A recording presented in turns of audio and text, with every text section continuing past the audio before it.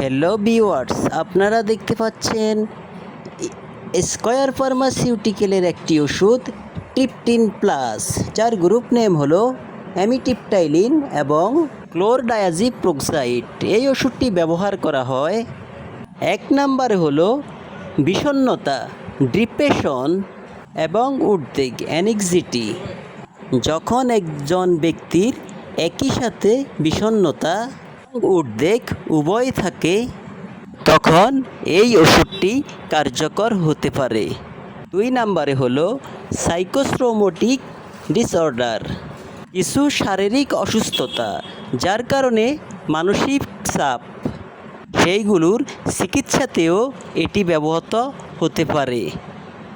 মানসিক চাপজনিত মাথা ব্যথা, কিছু ক্ষেত্রে মানসিক চাপ বা উদ্বেগের কারণে সৃষ্ট মাথা ব্যথা উপশমেও এটি নির্দেশিত হতে পারে।